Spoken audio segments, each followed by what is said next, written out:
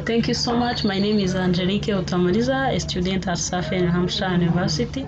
And in this presentation, I'm going to present about the project, which is called the Government in Due and that the goal contribute to society. So, in the previous submission, I was talking about some information about the questions I was asked, and also I was gathering information from the interviews from the street. And here there is some information I want to add on. The first question was asking that what are the three branches of the U.S. government, and here my interviews will not.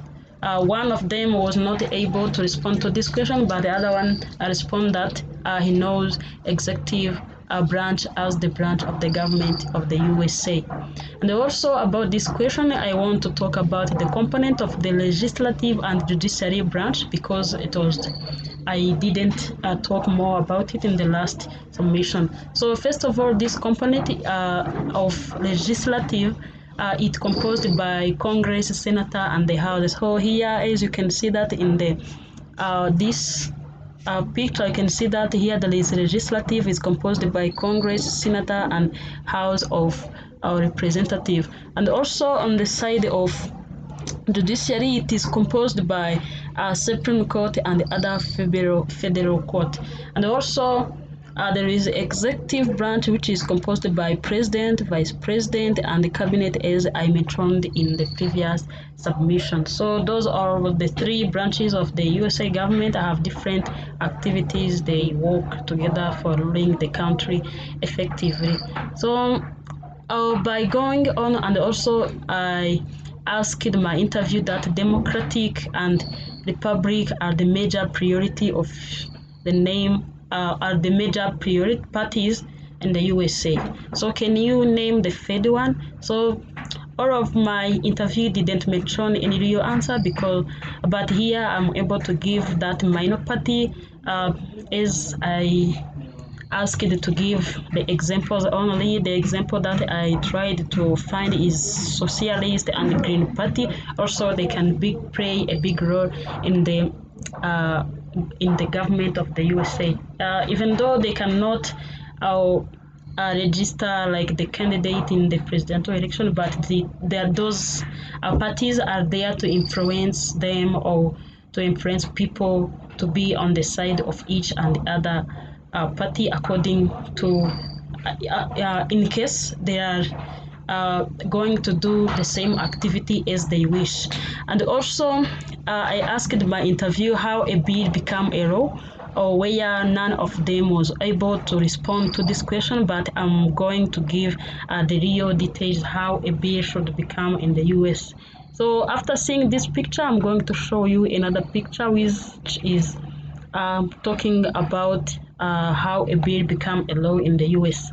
So first of all, here I have the picture which is mentioning 9 steps, which shows how a bill should become a law from the first step to 9th step. So first of all, the bill should be drafted. So this is the first one, a bill should be drafted. So at this step, one comes from the Congress or the Senate, even in the House of Representatives, or a citizen or advocacy group should come up with an idea which can be helped by sponsors. Here I want to mean that those people who helped the bill are what we call sponsor, or it can be helped by co-sponsors. Here, after drafting the bill, it can go to the second step, which is called the bill introduced. So here, after the bill drafted, it should be introduced, and it should be introduced somewhere according to its sponsor. For example,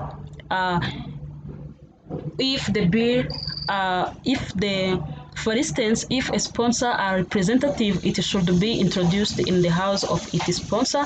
If the sponsor are senator, it should be introduced in the senator. Again, in case it is finished to be introduced, it can be put on Congress government.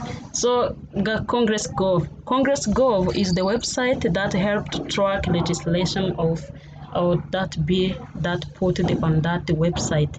So, and also the third is the third step is the bill goes to committee. At this step, after a bill into where the panel with members from uh, is the panel of members from the House of Senator or tasked with conducting hearings, examining, developing legislation, conducting oversight, and or helping manage chamber business activities. So by going on, both the houses and senator include the committees comprised and members of Congress who are passionate about a particular issue such as health care, international affairs. Where a bill reached the committee, it is through study and its prospect of passage by the entire Congress are calculated. And also hearings may be held by the committee in order to have a better understanding of the bill implications. And also by adding something, hearing give the executive branch specialists, other public officials, advocate, and the opponent of a law chance to speak out in front of a public audience. If the committee fails to act a measure, it referred to a diet.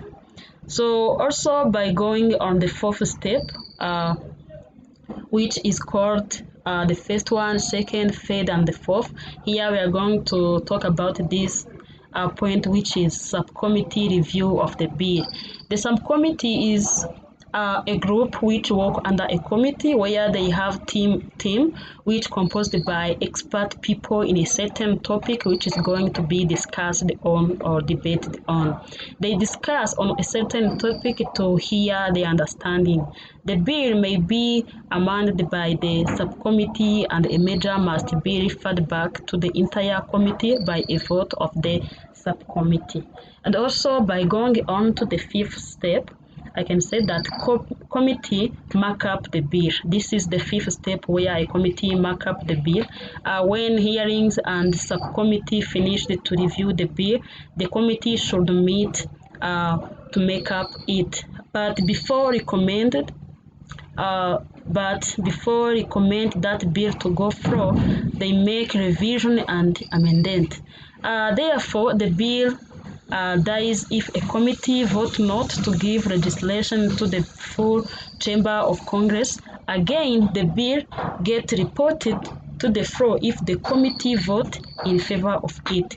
This is referred to as ordering a bill reported. And here I want to talk about the sixth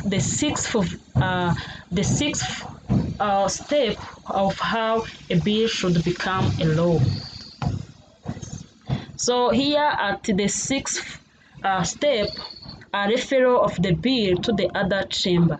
So at this step, when a bill passed the House of Senator, it passed to another chamber where it takes the same path through committee and then the floor. This chamber is able to accept or reject or even ignore or alter the bill or received. Congress may convene a conference committee to resolve or reconcile difference between the House and Senator version of a bill.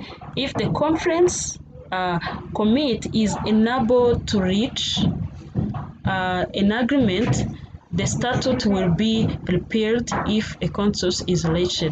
The member of the committee write a conference report with final bill recommendations. Both the House and the Senator must approve the reference report. And here I should go on the next, where I will be talking about the eighth step. The bill goes to the president. So at this step, the bill should go in the presidential. After a bill accepted by House and Senator, it should be sent to the president. If the president accepts the legislation, it's signed and become a law.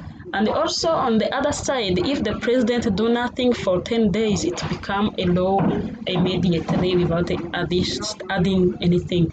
If the president does not agree with the bill, he or she can veto it. If no action is taken for 10 days and the Congress has already adjourned, there is also pocket veto. as well as the last step, which is overriding a veto. If the president uh, vetoes a bill, Congress can override his veto. The president veto is overruled if the bill wins a two-third majority in both the Senate and the House, and the bill becomes law. So I can say that this is the end of my presentation, and this picture was explaining how a bill should become a law in the US. So thank you so much. I hope you enjoyed my presentation.